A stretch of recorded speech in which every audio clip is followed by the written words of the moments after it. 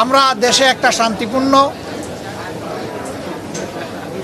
একটা সুষ্ঠু নির্বাচন চাই, যেই নির্বাচনে জনমতের প্রতিফলন ঘটবে, মানুষ স্বস্তির সাথে ভোট দিতে পারবে, কোনো ভয়ভীতির পরিবেশ থাকবে না, এমন একটা নির্বাচন আমরা চাচ্ছি।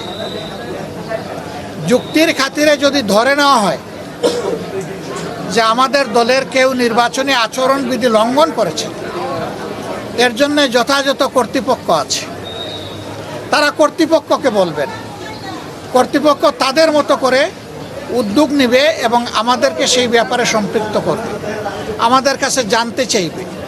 আরও অনেক পদক্ষেপ নেওয়ার তাদের এখতিয়ার আছে, কিন্তু কোনো ব্যক্তি বা দলের কোনো ধরনের কোনো এখতিয়ার নাই এই ব্যাপারে কোনো মব সৃষ্টি করার। আমরা এই নোংরা মবের নিন্দা জানাই এবং আমরা দেখতে চাই যে মব যেন এখানেই শেষ হয়। মনে রাখবেন, দুনিয়ার মানুষ এখন অনেক সচেতন, মব করে জনমত এখন প্রভাবিত করার দিন শেষ। সবাই জনগণের কাছে যাবে, নিজের বক্তব্য নিয়ে যাবে, দলের অঙ্গীকার নিয়ে যাবে, নিজের চরিত্র নিয়ে যাবে, নিজের কার্যক্রম নিয়ে উপস্থিত হবে।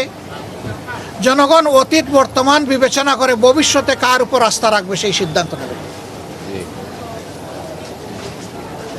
আমাদের অঙ্গীকার একেবারেই স্পষ্ট, আমরা একটা দুর্নীতি দুঃশাসন মুক্ত ন্যায় ইনসাফ ভিত্তিক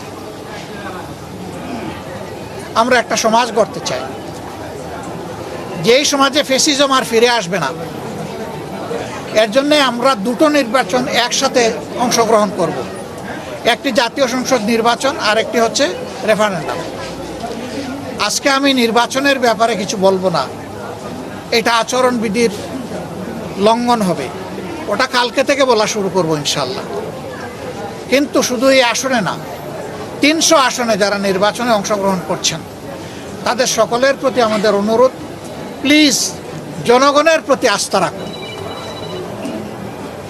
জনগণকে শান্তিপূর্ণভাবে সিদ্ধান্ত নিয়ে তার ভোট তার পছন্দ মতো প্রতীক এবং বাক্সে পৌঁছানোর সুযোগ দিন।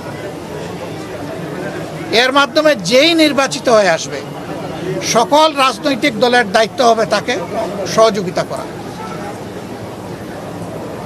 তাকে অভিনন্দন জানান। কিন্তু এখনই যদি সেই 15.5 বছরের কায়দায় আবার নির্বাচনী ময়দানকে উলট পালট করে দেওয়া হয়, তাহলে জাগ্রত যুব সমাজ কাউকে ক্ষমা করবে। তারা তো মুখের রক্ত দিয়েই পরিবর্তন এনেছে, দেশবাসী আমরা তাদের সাথে ছিলাম, নেতৃত্ব তারাই দিয়েছে। যে যুবকরা যুবতীরা নেতৃত্ব দিয়েছে, যাদের বয়স 30-35 বছর হয়ে গেছে, 18 বছর বয়স থেকে তার ভোট দেওয়ার অধিকার প্রতিষ্ঠিত হয়েছে, কিন্তু আজ পর্যন্ত তারা একটা ভোট দিতে পারে নাই।